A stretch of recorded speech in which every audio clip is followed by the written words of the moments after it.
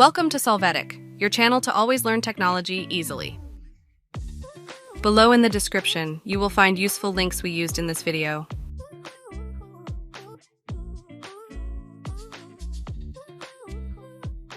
Today in Solvetic, we will see how to fix access denied error in external hard drive. To get started, open File Explorer. Here, check that you cannot access the hard drive. After this, right-click on the drive and select Properties. After that, in the Security tab, click on Advanced. In this window, click Continue. Now click on Change. You're going to enter the user's name and click on Check Names to add it. Click OK.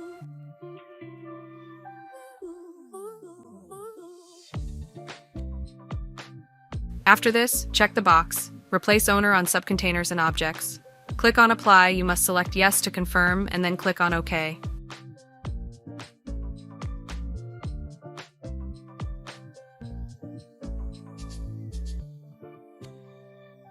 Exit the wizard. After that, click on Advanced again.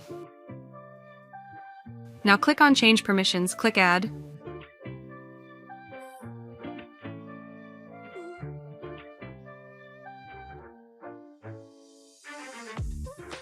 Here, click on Select a Principal, then enter the name of the administrator group and click OK.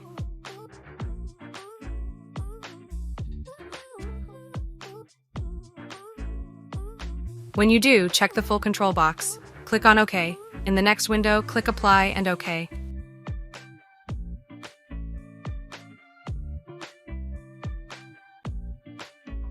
Close the window, and as you can see, you now have access to the hard drive without errors. Hey, remember to subscribe Solvetic channel.